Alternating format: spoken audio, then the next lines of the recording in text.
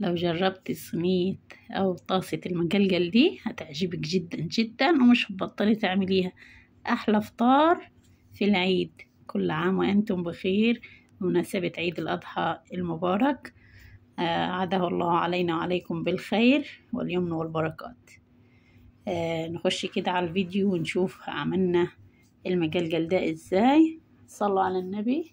اللهم صل وسلم وبارك على سيدنا محمد وعلى آله وأصحابه أجمعين. ما تنسوش يا جماعة تحطوا لايك وتعملوا اشتراك في القناة.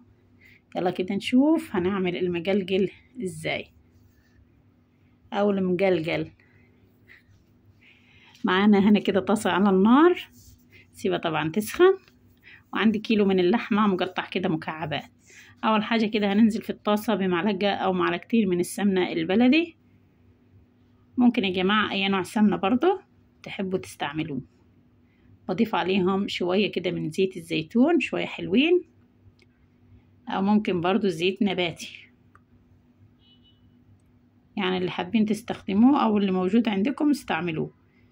هنا كده اللحمة مكعبات مقطع كده صغير، ومعاهم برضو قطع من اللية، كله كده مقطع قطع صغيرة زي ما انتوا شايفين.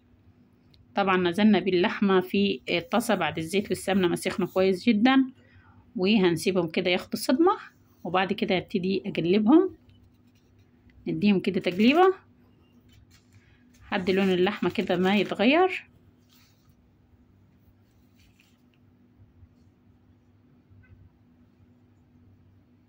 طبعا يا جماعة اللحمة كده نزلت ميتها،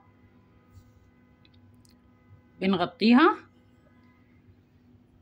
او من وقت للتاني نقلبها. شايفين؟ هنسيب طبعا اللحمة برضو تشرب المية بتاعتها دي زي ما انتوا شايفين. اللحمة طبعا هتستوي كده مع نفسها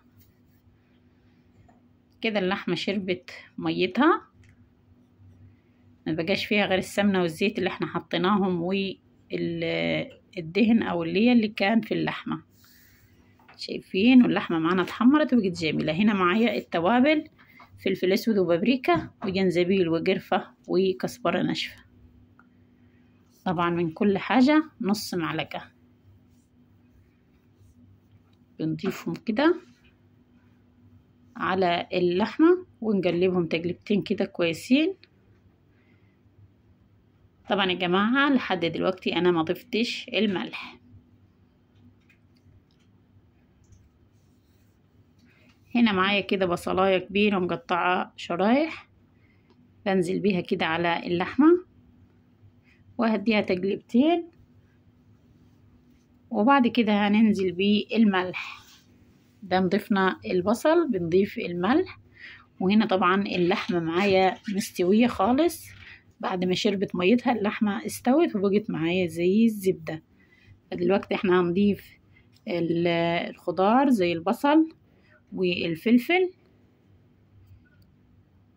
هنضيف لها فلفل برضو شرايح، احمر اخضر اصفر اللي موجود طبعا بنستعمله. نديهم تقليبة كده مع بعض. طبعا نشوح الفلفل والبصل مع اللحمة تشويحة كده بسيطة. انا مش عايزة برضو الخضار يدبل، يعني عايزة الخضار كده والبصل يبقى لسه فيه اللون بتاعه.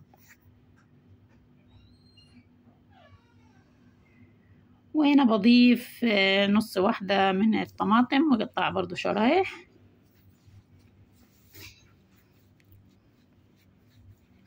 بديها برضو تقلبتين كده مع اللحمة والبصل والفلفل.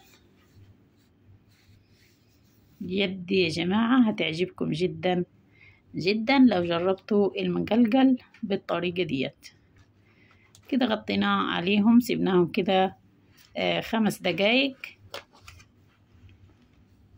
وزي ما انتوا شايفين المجلجل معايا كده جاهز وتحفة تحفة تحفة. اخر مكون هضيفه هو دبس الرمان. بضيف كده معلقتين من دبس الرمان، بيدي طعم مزز كده اللحمة بيبقى طعمها تحفة. جربوه بنفس الطريقة تعجبكم جدا بإذن الله. بس بنديها كده تقلبتين ويكون معانا طاسة المقلقل. فطار العيد جاهز وزي الفل. كل عام وأنتم بخير. شايفين المنظر؟ حاجة بسم الله ما شاء الله. وكده خلاص معانا طاسة المقلقل جاهزة. قدمت معاها سلطة المشاوي ديت اللي هي بصل وبقدونس وسماء، وقدمت معاها التومية، وقدمت معاها سلطة الحمص والخبز.